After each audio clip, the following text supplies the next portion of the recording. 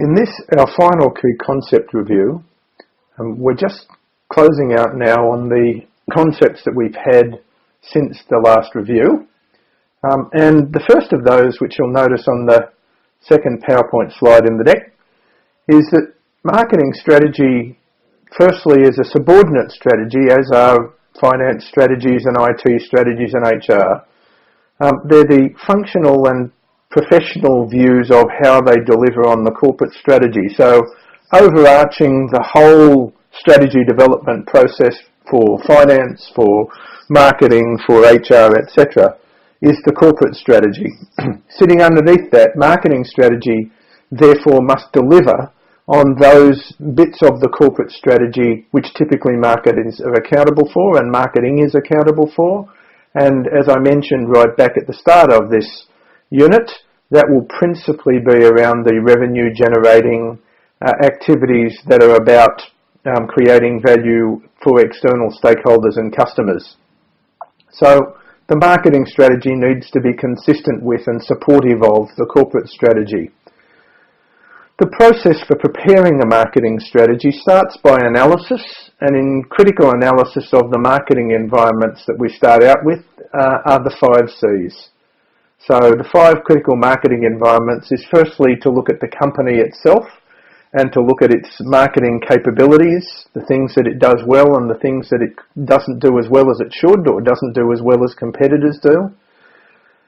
Then, of course, being a marketing-oriented organisation, you would look at the customers and you'd actually look at insights about what's happening for them now, what might happen for them in the future, what's changing, what are the things that provide positive opportunity for the organisation about new customers, changing customer behaviour, etc. And what are the things that might be threatening to the organisation about changes in customer behaviour and so forth. But it's analysis of the existing and potential customers. Then we look at the existing and potential competitors and we ask questions about what are they doing, what are they likely to do, how will this affect the way we go to market. Then we look at collaborators, who are other organisations and people who help us in the creation and delivery of value. So who are the other organisations that we partner with in co-creating value for the customer? And who are the organisations that can support us, or people who can support us in making better value propositions. And then around all of that, because the company, its customers, its competitors and its collaborators are what we call an industry, but every industry exists in a wider context, and that might be the context of a local, regional, state, provincial or national or even regional supranational economy. And we look at the context in which the industry operates and we say what's happening in that context that may impact all the participants in the industry and how will that change the way we go to market. So we look at the 5 forces. To analyse the industry, and as I mentioned, that's the company, its customers, its competitors and its collaborators, one of the more common tools that's used is the 5 forces analysis or industry analysis tool developed by Michael Porter. And in a minute I'm going to walk you through the 5 forces and remind you of the things that we talked about the 5 forces. Surrounding the industry, as I mentioned, is the context, and the typical analytical tool that we use to understand the context that affects the industry is called pestle analysis.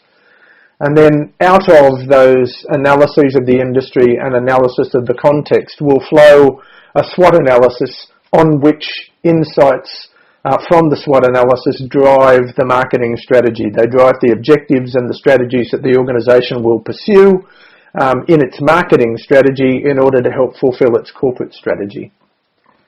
So if we look now at industry analysis, which is on the next slide, and you can see there the Porter's 5 forces analysis tool, which says that an industry's dynamic is determined very much by the interaction of 5 forces. In the centre of the diagram you can see that rivalry amongst competing sellers and the competitive pressures created by that competition is one of the key forces, and the extent to which there are more competitors or less competitors, some of them are stronger or weaker, etc. Understanding what's happening in in the nature, existing and potential rivalry amongst competitors will be a key determinant of what opportunities and threats exist in the future. Also looking at key suppliers. So what is the power of suppliers of key parts or resources or components, and how will that affect the industry? Are there dominant suppliers whose performance is so central to our value proposition that we need to intimately understand what their strategies are in order to be able to execute our strategies? Equally, are there dominant buyers? So the third force there is the buyers. So are there dominant buyers? Are there influential and powerful buyers?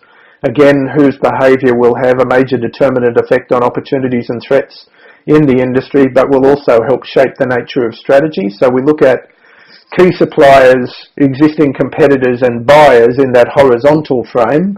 And then in the vertical frame, we also need to look at, are there firms in other industries who are offering products that might be substitutes for the products in our marketplace? And you might recall a discussion of those in the materials, the sorts of examples of substitutes, alternative ways that the customers can have the needs met. Even though we might not think of them as competitors, the customers may well think that if I can't get my product A, then a perfect substitute or a reasonable substitute will be something from another supplier or industry. And then finally, is there potential for new entrants? If there are no barriers to entry and new competitors can emerge quickly and occupy and create value propositions very quickly in the marketplace, that will have an impact on what strategies organisations adopt. For example, whether they charge premium prices that might make the industry attractive, or whether they in fact moderate their pricing demands in order to make the industry slightly less attractive to a new entrant, a powerful new entrant from outside.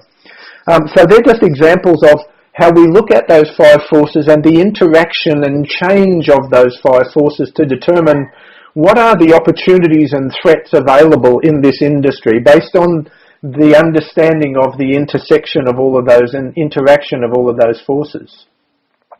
However, as I've already mentioned, that in the industry sits within the contextual framework, and if you look at the next slide, we use pestle analysis to try and understand what are the forces that affect the industry that equally may have positive or negative effects on participants in the industry. And the critical forces are summarised under the acronym PESTLE, which stands for what are the political issues that are currently going on or may go on that will influence the industry. What's happening to the economic forces? Are currency rates moving? Are interest rates moving in such a way that it's dampening or stimulating investment or consumer sentiment or whatever? So what's happening in key economic forces?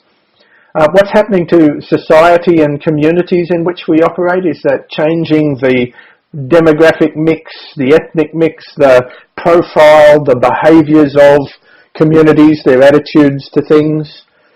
What's happening with technology? Are there new and emerging technologies that are changing business models? Are technologies mature? What's happening to technological forces that might create opportunities or might create threats for existing participants? What are the courts and the lawyers doing that may actually moderate, even if there's no regulation, that may moderate behaviour and may set standards that the industry needs to be aware of, because the courts are creating that new interpretations of things and the way organisations need to behave. And then finally, the ecological forces, what's happening in the natural world and the natural environment, and how is that going to shape the nature of what we do in the future, and what's available to us, and raw materials, and is it going to affect the people's behaviour, and is it affecting attitudes, etc. So they're the list of forces that we typically seek to understand in the contextual realm. And then if you look forward at the next slide, you can see there that we distill from the 5 C's analysis interpretations of positive things about our organisation, the firm or company. And positive things are interpreted as strengths. These are going to enable us to be successful in the future. And negative things are interpreted as weaknesses. These may limit our options or hold us back. The other 4 C's, customers, competitors, collaborators and the context.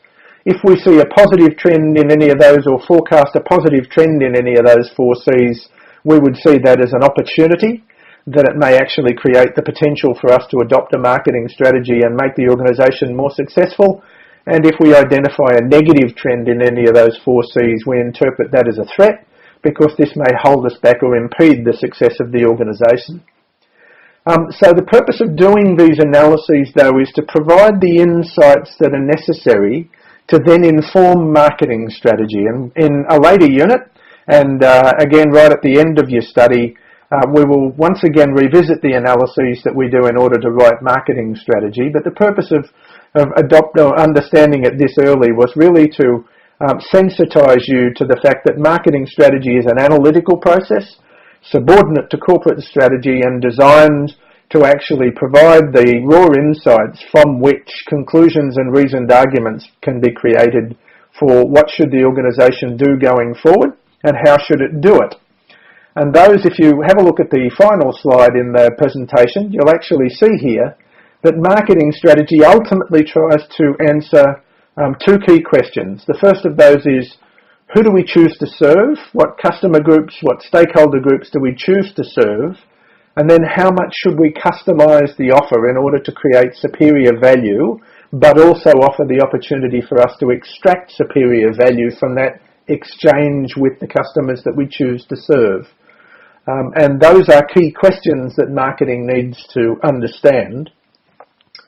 And the final point for this unit is really the danger of marketing myopia. If the organisation is too inwardly looking, if it doesn't adopt some level of marketing orientation, to look at the bigger picture, to seek to understand the changing marketplace, to focus at least some of its attention on satisfying wants and needs and exchanging value, rather than believing that it's in the business of making things or doing things, then the organisation is likely to fail.